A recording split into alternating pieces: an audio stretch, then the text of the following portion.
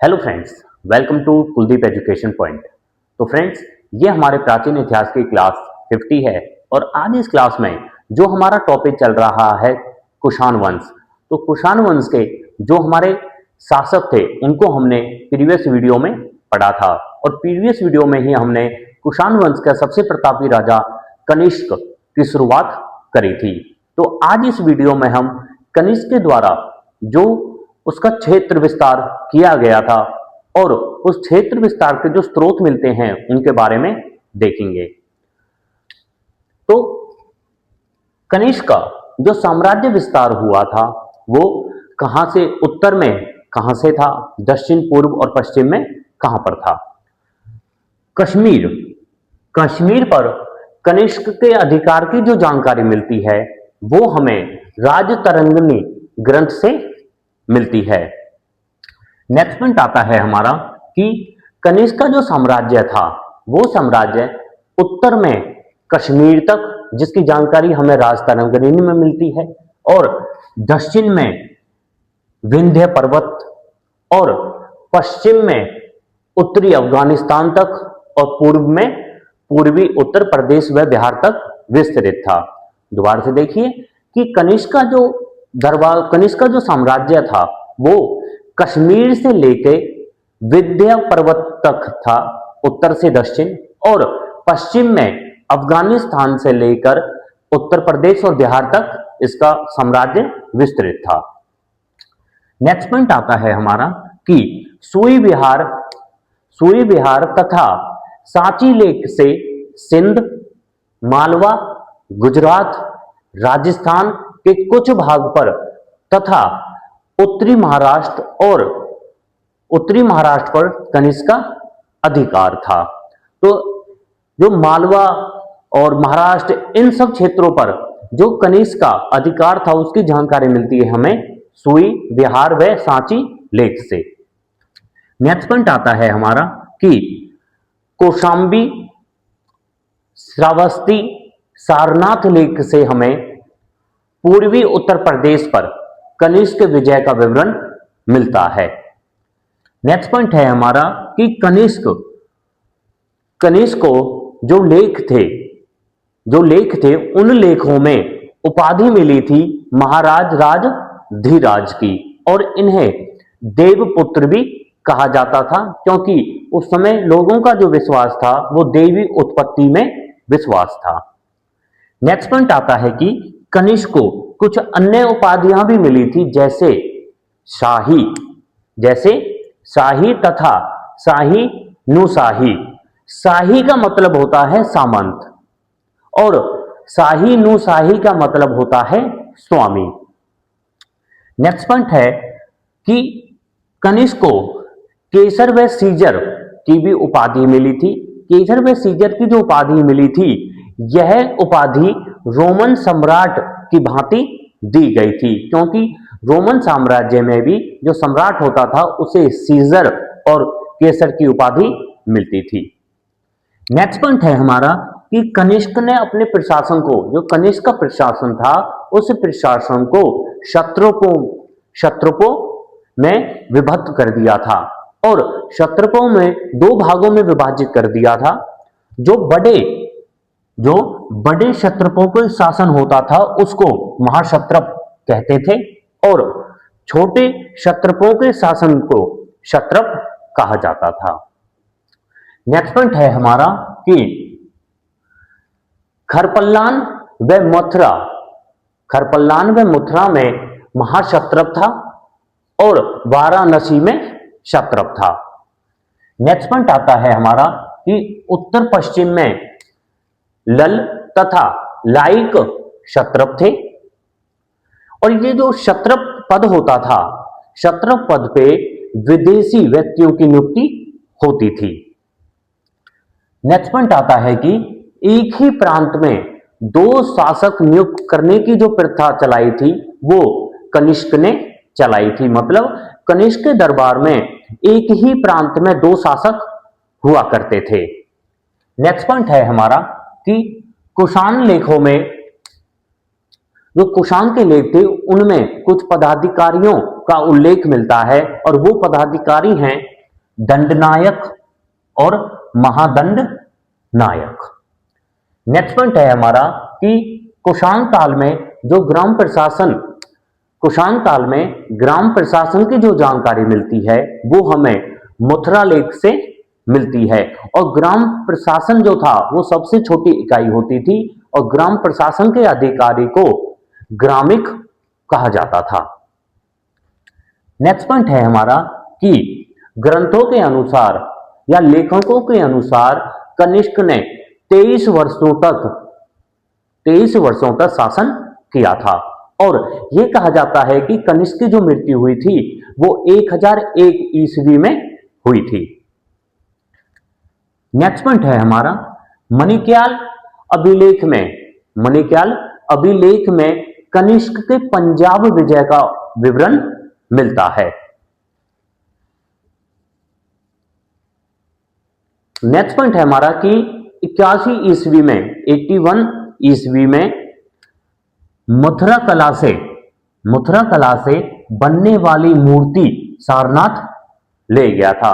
दो प्रकार की जो शैली शुरुआत हुई थी वो कनिष्क के शासनकाल में हुई थी, जिन्हें हम आगे पढ़ेंगे। उनमें से ही एक शैली है मथुरा शैली कला, और इसी कला से बनने वाली मूर्ति को 81 ईस्वी में कनिष्क सारनाथ ले गया था।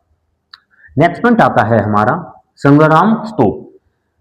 जब हमने कनिष्क को पढ़ना शुरू किया था तो वहां पर पेशावर में जब कनिष्क ने अपनी राजधानी बनाई थी पेशावर को, तो वहां पर एक मीनार बनाई थी कनिष्क ने जो 400 फीट ऊंची और 13 मंजिला मीनार थी। और उसी मीनार के पास एक विहार बनाया गया था कनिष्क के द्वारा जो था संग्राम स्तूप। और संग्राम स्तूप का जो वास्तुकार था वो था यमन से, यूनानी इसका वास्तुकार था।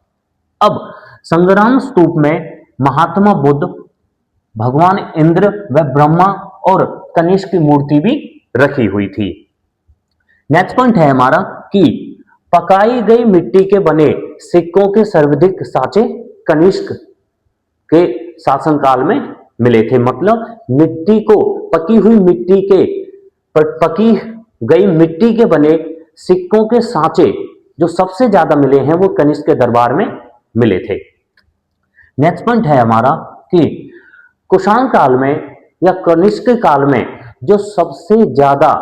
जो कला सबसे ज्यादा विकास हुई थी जिस कला की वो थी हमारी वास्तुकला। नेक्स्ट पॉइंट है कि कुषाण काल की मूर्तियां यूनान काल की मूर्तियों से प्रभावित थी। नेक्स्ट पॉइंट है हमारा कि द्वैध शासन प्रथा की जो शुरुआत हुई थी वो कुषाण काल में हुई थी। द्वैध शासन प्रथा की जो शुरुआत हुई थी वो कुषाण काल में हुई थी।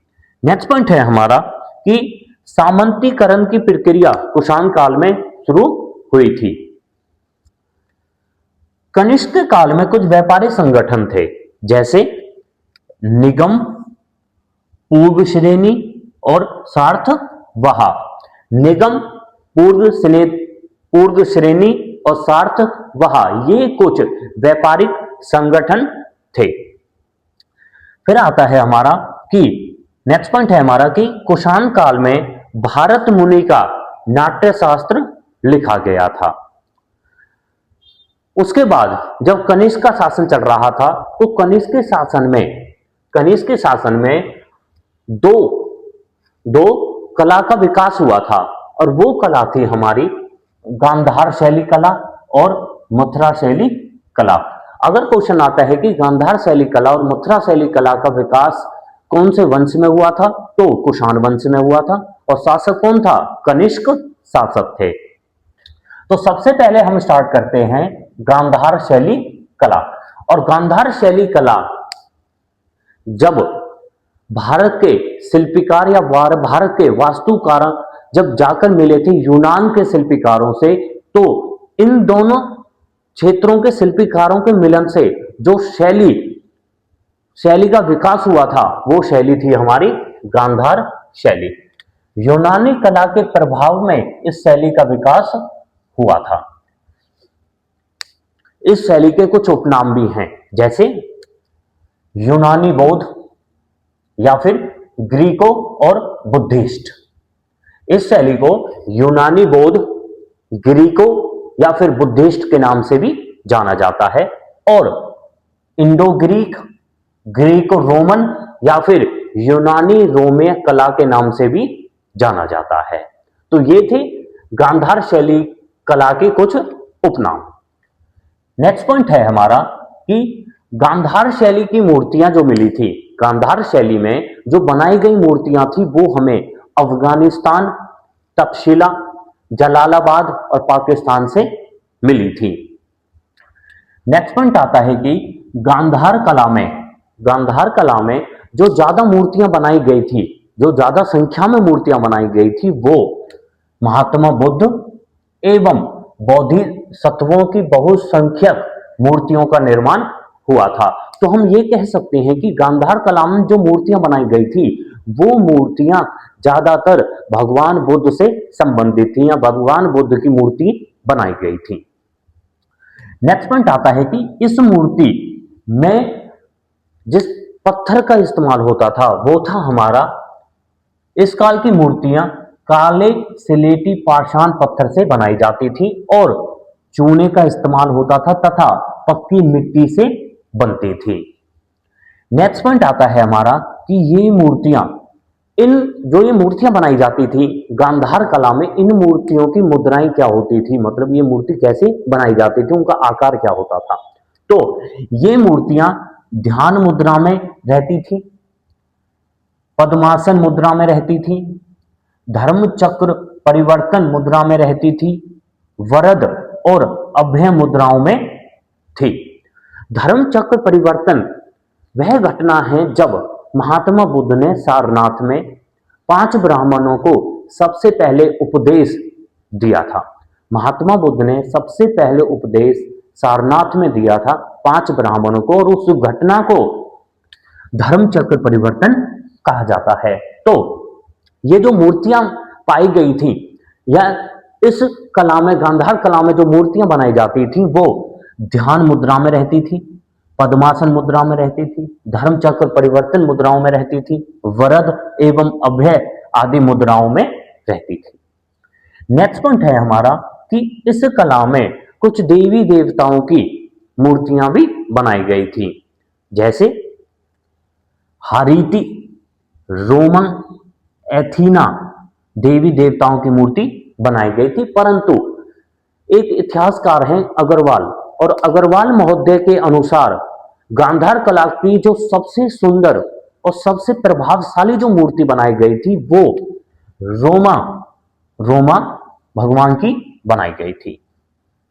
नेक्स्ट पॉइंट आता है हमारा कि इस कला के माध्यम से जो बौद्ध धर्म का विस्तार हुआ था वो तुर्किस्तान, मंगोलिया, चीन, कोरिया तथा जापान के क्षेत्रों में प्रचलित हुई थी।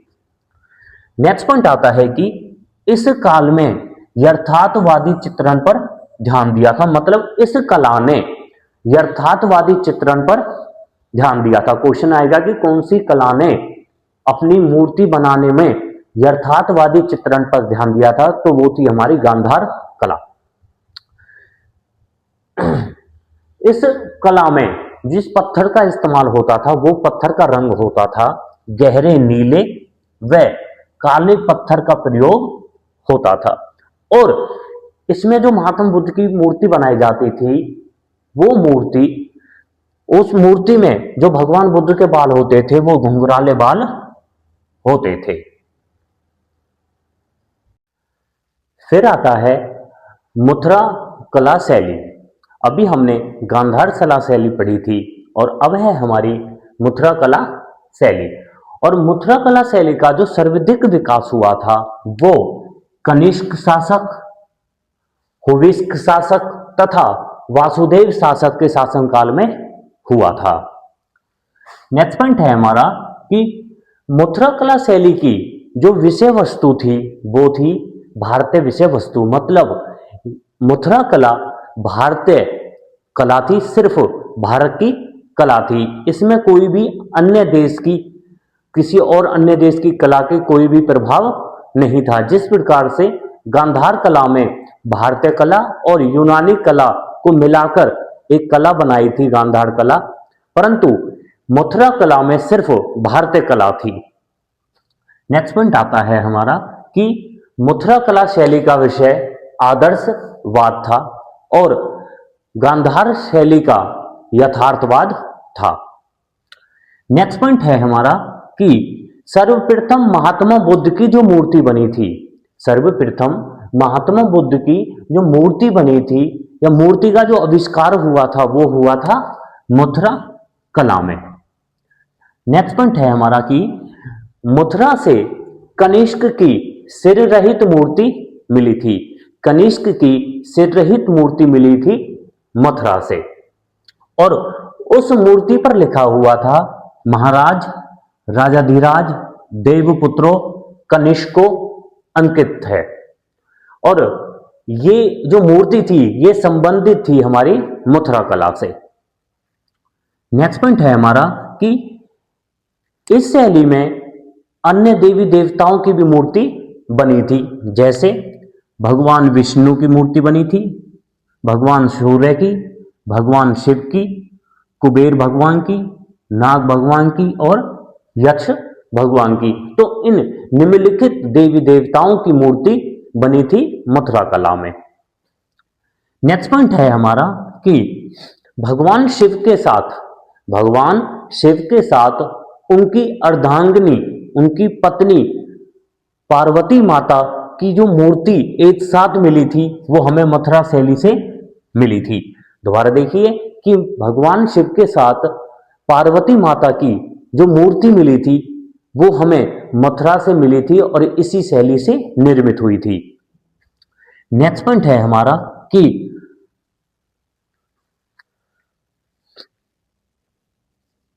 मथुरा कला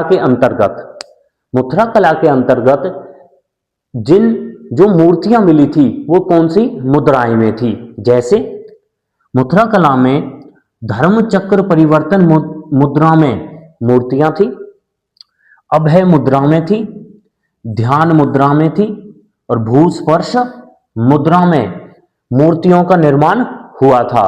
और ज्यादातर जो मूर्तियां थी वो खड़ी मूर्तियां थी।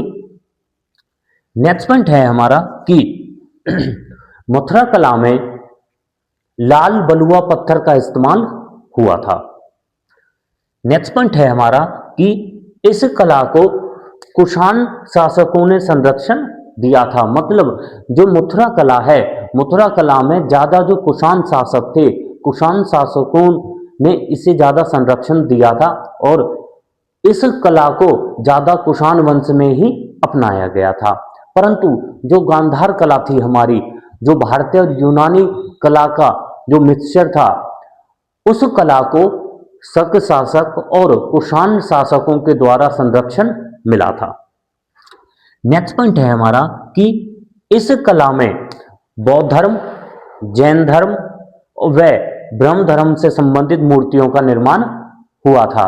गांधार कला में सिर्फ बौद्ध धर्म से संबंधित मूर्तियां बनवाई गई थी, परंतु इस मथुरा कला में जैन धर्म, बौद्ध धर्म और ब्राह्मण धर्म से संबंधित मूर्तियां मिली थी। तो ये थे हमारे कनिष्क, जो हमारा शासक था, उसके शासन काल में क्या क्या बदलाव हुए थे या उसने कौन कौन सी चीजें चलाई थी। जो हमारा अगला शासक आता है वो है हमारा वासेस्क शासक। और वासेस्क जो शासक था हमारा, इसका जो कार्यकाल था वो हमारा 102 ईसा से 106 ईसा तक रहा था। और वासेस्क शासक के समय में जो सिक्के चलाए गए थे उन सिक्कों पर भगवान शिव, स्कंद व कार्तिकेय के लेख व चित्र मिले थे। अगला शासक आता है हमारा हुविस्क शासक। और हुविस्क शासक उत्तर में कपिसा से लेकर पूर्व में बिहार तक साम्राज्य विस्तृत था। मतलब जब कनिष्क के शासनकाल में जो कुषाण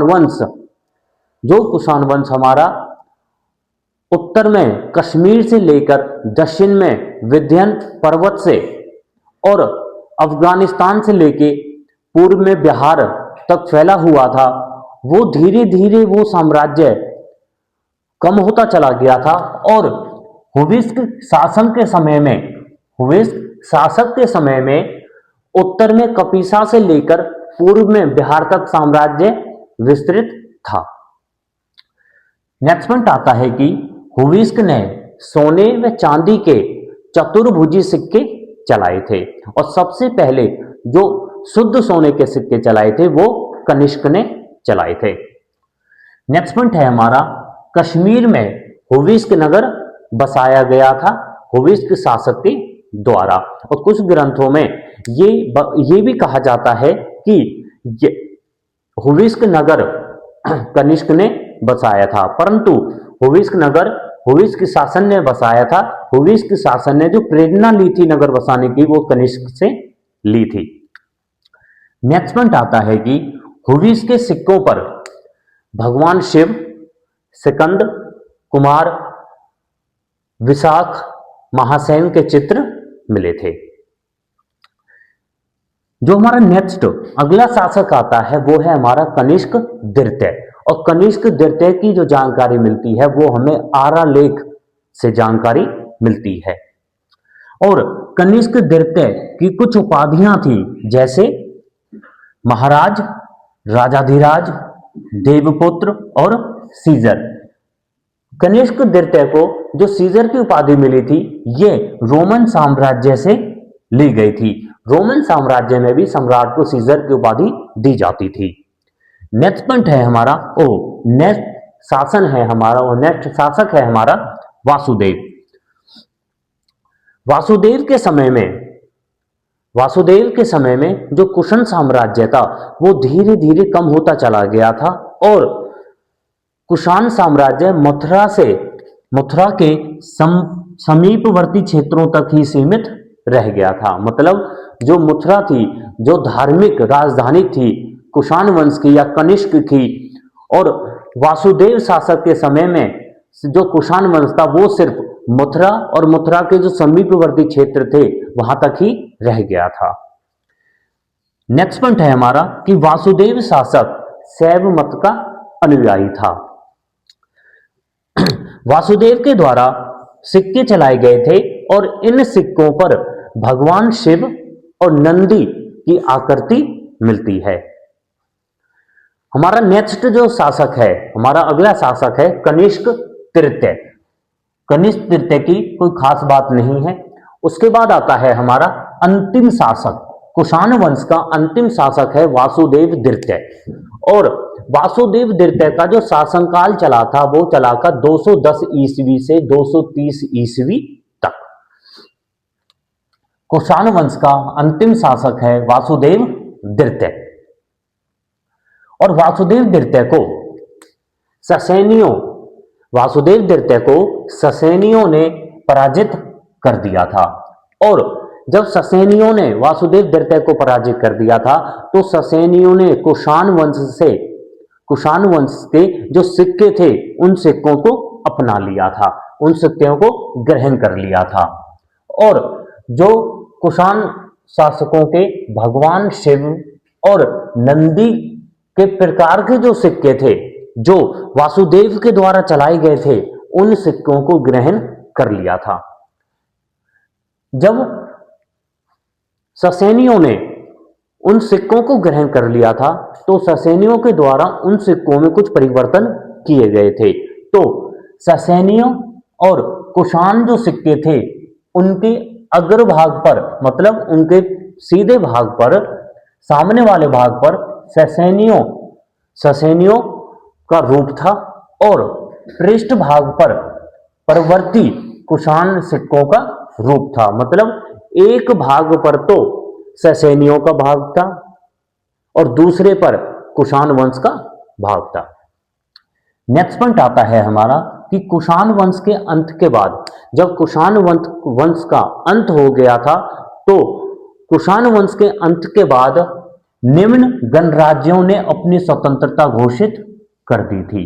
तो उनमें से कुछ वंश हैं जैसे नागवंश, यज्ञवंश, मालवा वंश और कुनिंद वंश। तो ये चार ऐसे वंश हैं जिन्होंने अपनी स्वतंत्रता घोषित कर दी थी जब कुषाण वंश का अंत हो गया था। नेक्स्ट आता है हमारा कुषाण वंश का प्रशासन। पर्दे का जो प्रचलन था, पर्दे का प्रचलन जो था वो यूनानियों के द्वारा चलाया गया था या यूनानियों के द्वारा शुरू किया गया था और इसीलिए इसीलिए इस प्रचलन को यवनिका के नाम से भी जाना जाता है। नेक्स्ट पॉइंट है हमारा खपरेल। खपरेल जिसे आधुनिक समय में टाइल्स कहा जाता है, खपरेल जिसे टाइल कहा जाता है, उसका प्रयोग फर्श व छत दोनों में होता था। नेक्स्ट पॉइंट है हमारा कि कुषाण काल का जो प्रमुख मृत भांड मिला है, कुषाण काल का जो प्रमुख मृत भांड मिला है वो लाल बर्तन हैं और ये हैं सफेद और पॉलिशदार होते थे। नेक्स्ट पॉइंट है हमारा फुहारों और टोटियों वाले पात्र भी मिले थे कुषाण काल में। नेक्स्ट पॉइंट है हमारा कि इस काल की जो प्रमुख विशेषता थी वो थी ईंटों के कुएं का निर्माण होना। फिर आता है हमारा कि कुषाणों ने बड़े पैमाने पर अश्वरोही सेना और अश्वरोहण की परंपरा चलाई थी। मतलब कुषाणों ने बड़े पैमाने पर जो अश्वों की सेना होती है वो चलाई थी और लगाम और जीन का प्रयोग भी, मतलब अश्व सेना के लिए लगाम व जीन का प्रयोग भी प्रचलित किया था। नेक्स्ट पॉइंट आता है हमारा कि अफगानिस्तान के बैगराम क्षेत्र से, अफगानिस्तान के बैगराम क्षेत्र में कुषाण काल की पक्की मिट्टी की घुड़सवारों की कुछ मूर्तियां मिली थी, जिससे यह जानकारी मिलती है कि कुषाणों को घुड़सवारी में रुचि थी। नेक्स्ट पॉइंट आता है कि वे कुषाण शासक रस्सी से एक प्रकार का अंगूठा रकाब बनाते थे जिससे उन्हें मदद मिलती थी घुड़सवारी में। नेक्स्ट पॉइंट आता है कि कुषाण व शकों ने, जो कुषाण शासक थे और जो शक वंश था, इन दोनों वंशों ने पगड़ी, ट्यूनिक, ट्यूनिक जिसे आधुनिक रूप में कुर्ती भी कहा जाता है, और पाजामा और भारी लंबे कोट चलाए थे। नेक्स्ट पॉइंट आता है हमारा कि मध्य एशिया के लोगों ने, मतलब जो कुषाण जो मध्य एशिया में रहते थे, मध्य एशिया के लोगों ने टोपी व बूट चलाए थे। नेक्स्ट पॉइंट है हमारा, जब हमने कनिष्क का शासनकाल देखा था तो कनिष्क ने रेशम मार्ग पर अपना नियंत्रण कर लिया था। तो रेशम के मार्ग पर नियंत्रण किया गया था जो चीन से प्रारंभ होता था और मध्य एशिया और अफगानिस्तान के रास्ते से होता हुआ ईरान तक जाता था और रोमन तक भी जाता था। दोबारा से देखिए कि जो रेशम का मार्ग था जिस पर कुषाण व कनिष्क ने अपना नियंत्रण कर लिया था, वो मार्ग चाइना से, चीन से शुरू होता था और मध्य एशिया और अफगानिस्तान से होते हुए ईरान व रोमन साम्राज्य तक भी व्यापार होता था उस मार्ग से। तो जब कुषाणों ने उस पर अधिकार कर लिया था तो जो व्यापारी होते थे उन व्यापारियों से रेशम मार्ग कुषाणों की आय का स्रोत बन गया था ये मार्ग, और व्यापारियों से चुंगी के रूप में कर लेते थे। नेक्स्ट पॉइंट है हमारा कि कुषाणों ने खेती को बढ़ावा दिया था, जो कृषि होती थी उसका भी बढ़ावा दिया था, क्योंकि कुछ पाकिस्तान, अफगानिस्तान व मध्य एशिया से कुछ सिंचाई के अवशेष भी मिलते हैं और उन अवशेषों से ये जानकारी मिलती है कि कुषाणों ने खेती को बढ़ावा दिया था।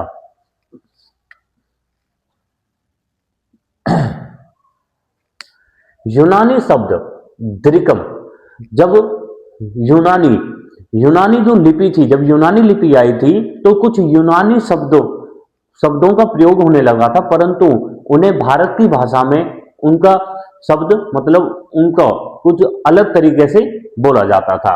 जैसे यूनानी शब्द था द्रिकम, और द्रिकम को भारत में द्रिम कहा जाता था। यूनानी शासकों ने ब्राह्मी लिपि चलाई थी।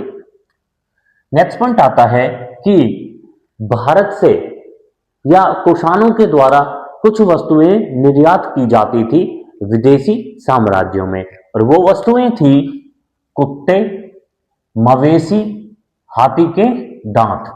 इन वस्तुओं का निर्यात होता था। नेक्स्ट पॉइंट है हमारा कि इसी काल में, यूनानियों के काल में ही चमड़े के जूते बनने शुरू हो गए थे। नेक्स्ट पॉइंट है हमारा कि सन 27 व 28वीं ईस्वी में रोमन सम्राट ऑगस्टस, 27 व 28वीं ईस्वी में रोमन साम्राज्य ऑगस्टस और 110 से 120 ईस्वी में रोमन सम्राट ट्राजन के दरबार में भारत से राजदूत गए थे। मतलब रोमन साम्राज्य में भारत से कुछ राजदूत गए थे इन दो शासकों के दरबार में।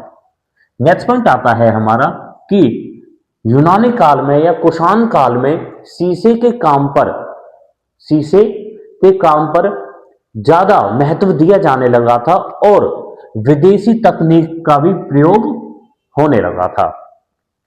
नेक्स्ट पॉइंट है हमारा मिलिंद पानो ग्रंथ जो नागसेन ने लिखा था, और इस मिलिंद पानो में जो राजा मिलिंद और नागसेन के बीच में जो वार्तालाप हुई थी उसका वर्णन है, और इसी मिलिंद पानो में 75 व्यवसायों का वर्णन मिलता है। कुषाण काल में 8 शिल्पकारों का वर्णन मिलता है, जो हैं सोने के शिल्पकार, चांदी, सीसा, टिन, तांबा, पीतल, लोहा और रतन। तो इनका जो उल्लेख मिलता है वो मिलिंद पानो में मिलता है कि 8 प्रकार के शिल्पकार थे। नेक्स्ट पॉइंट है हमारा कि लोहे का प्रयोग बहुत ज्यादा हो रहा था और लोहा बनाने की जो तकनीकी ज्ञान में भी वृद्धि हुई थी। नेक्स्ट पॉइंट है हमारा करीमनगर तथा नालगोंडा जो तेलंगाना में है, तेलंगाना क्षेत्र के आसपास हैं, उन जिलों में कुल्हाड़ी, फावड़े, तराजू की डंडी, हसिया, फाल, उस्तरा मिले थे। नेक्स्ट पॉइंट है हमारा कि मुथरा का एक स्थान है साटक, और साटक स्थान वस्त्र निर्माण में बड़ा केंद्र बन गया था कुषाण काल में। नेक्स्ट पॉइंट है हमारा तमिलनाडु में तमिलनाडु में एक स्थान है तिरुचिरापल्ली नगर, और तिरुचिरापल्ली नगर में ईंटों का बना रंगाई का हौज प्राप्त हुआ था। नेक्स्ट पॉइंट है हमारा कि गांधार कला व मुथरा कला, ये दोनों कला हमने अच्छी तरीके से पढ़ी हैं। इन दोनों कलाओं के अतिरिक्त कुछ ग्रंथों के अनुसार ये कहा जाता है तीसरी कला भी थी जो थी सारनाथ कला, और सारनाथ से ही कुषाण निर्मित काल की एक विशाल प्रतिमा मिली है जो खड़ी मुद्रा में है। नेक्स्ट पॉइंट आता है कि कुषाण वंशों के द्वारा तांबे, रजत व सोने के सिक्के चलाए गए थे, और सबसे शुद्ध सोने के सिक्के जो चलाए थे वो भी कुषाण वंश में कनिष्क राजा ने चलवाए थे। तो कुषाण काल में जो स्वर्ण सिक्के थे, जो सोने के सिक्के थे, इनका जो वजन था वो था 123 व 24 ग्रेन, और ये जो सिक्के थे ये 92% शुद्ध होते थे। नेक्स्ट पॉइंट है हमारा कि कुजुल कैडफिसेस के ताम्र सिक्कों का वजन 30 ग्रेन होता था। नेक्स्ट पॉइंट है किम कैडफिसेस की जो स्वर्ण मुद्राएं थी, कैडफिसेस ने मतलब कुषाण काल में सबसे पहले जो सोने के सिक्के चलाए थे वो विम कैडफिसेस ने चलाए थे, परंतु ये शुद्ध सोने के सिक्के नहीं थे। शुद्ध सोने के सिक्के जो चलाए थे वो कनिष्क ने चलाए थे। तो विम कैडफिसेस की जो स्वर्ण मुद्राएं का वजन है वो है 124 व 20 ग्राम। नेक्स्ट पॉइंट है हमारा कि कनिष्क के स्वर्ण व ताम्र जो सिक्के मिले हैं, कनिष्क के द्वारा जो सोने के और तांबे के जो सिक्के चलाए गए थे वो मिले हैं हमें पंजाब से, उत्तर प्रदेश से, बंगाल से, बिहार से और उड़ीसा से। नेक्स्ट पॉइंट है हमारा कि कनिष्क के सिक्कों पर महात्मा बुद्ध की आकृति मिली थी। नेक्स्ट पॉइंट है कि कनिष्क के स्वर्ण सिक्कों का जो वजन है, कनिष्क के द्वारा जो शुद्ध सोने के सिक्के चलाए गए थे उनका जो वजन है वो है 124 ग्राम। नेक्स्ट पॉइंट आता है हमारा कि कनिष्क के सिक्कों पर, जो कनिष्क के द्वारा सिक्के चलाए गए थे, इन सिक्कों पर यूनानी लिपि में कुछ लिखा है और वो है साहो नानो साहो कनिष्की कोसानो, जिसका मतलब होता है शहंशाह। दोबारा से देखिए कि कुषाण को कनिष्क के द्वारा जो सिक्के चलाए गए थे, इन सिक्कों पर यूनानी भाषा में कुछ लिखा मिला है जो है साहो नाहो साहो कनिष्की कोसानो, और इसका अर्थ होता है शहंशाह, मतलब कनिष्क को शहंशाह कहा जाता था। नेक्स्ट पॉइंट है हमारा कि समुद्रगुप्त का जो प्रयाग स्तंभ है, समुद्रगुप्त का जो प्रयाग स्तंभ है, उस प्रयाग स्तंभ में कुषाणों की एक उपाधि का वर्णन हुआ है और वो उपाधि है देवपुत्र शाही शाहानु शाही। दोबारा से देखिए कि समुद्रगुप्त का जो प्रयाग स्तंभ है, उस प्रयाग स्तंभ में कुषाणों की एक उपाधि का वर्णन हुआ है, वो उपाधि है देवपुत्र शाही शाहानु शाही।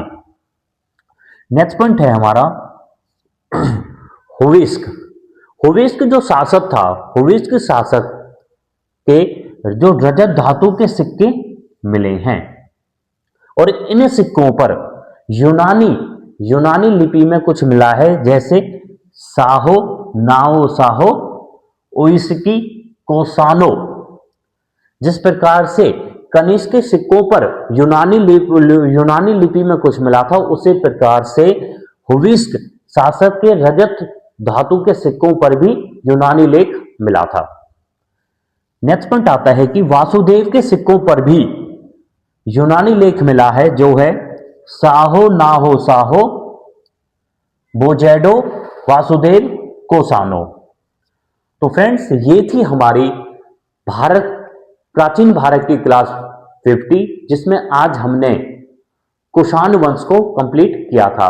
तो हम अपनी नेक्स्ट वीडियो में गुप्त साम्राज्य को स्टार्ट करेंगे। Thank you.